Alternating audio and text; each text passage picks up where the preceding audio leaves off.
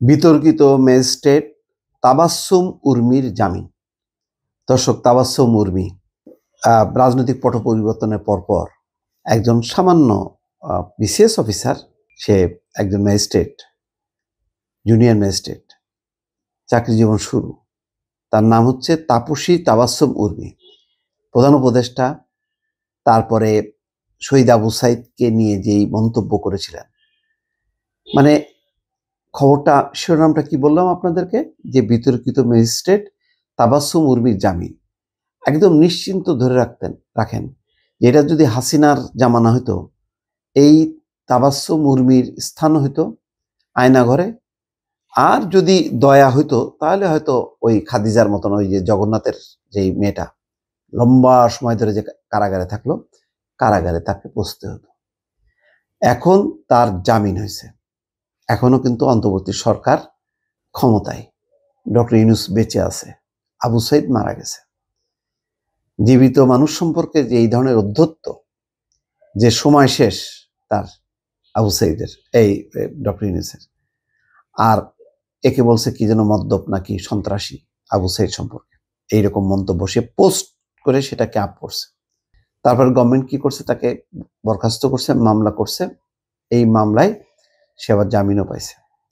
অন্তর্বর্তী সরকারের প্রধান উপদেষ্টা এবং বৈষম্য বিরোধী ছাত্র আন্দোলনে শহীদ আবু সাইদকে নিয়ে বিরূপ মন্তব্যের অভিযোগে করা মানহানির মামলায় সাময়িক বরখাস্ত সহকারী কমিশনার তাপসী তাবাসসুম উর্মি জামিন পেয়েছেন। একই সঙ্গে তার বিরুদ্ধে অভিযোগ গঠন শুনানি পিছিয়ে আগামী 4 ফেব্রুয়ারি দিন ধার্য করেছেন আদালত।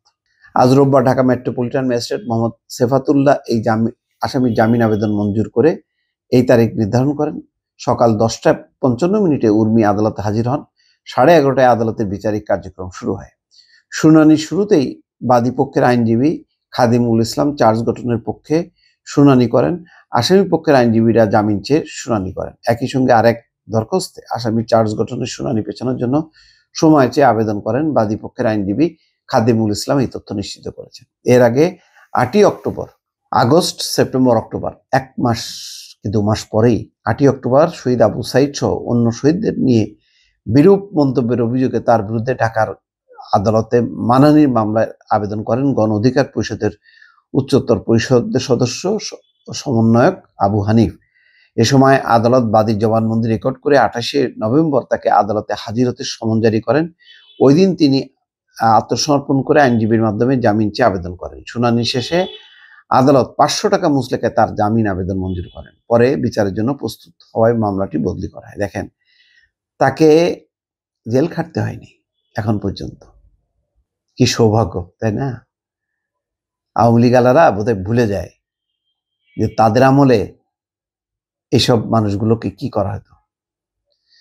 মামলার অভিযোগে বলা হয়, আসামি গত 5 অক্টোবর আবু সাইদ নয় সরকারের দায়িত্বশীল পদে থাকা সত্ত্বেও ছাত্র গণ আন্দোলনের মাধ্যমে প্রতিষ্ঠিত সরকারের প্রধান নোবেল বিজয়ী ডক্টর মোহাম্মদ ইউনূসের বিরুদ্ধে অবমাননাকর বক্তব্য ফেসবুকে লেখেন, যার মাধ্যমে সুপ্রিম কোর্টের আপিল বিভাগের রেফারেন্সের ভিত্তিতে সংবিধান সম্মতভাবে গঠিত একটি সরকার প্রধান সম্পর্কে বিষোদ্গার করা হয়েছে এবং সরকার উৎখাতের হুমকি দিয়ে জনমনে ভীতি সৃষ্টি করা হয়।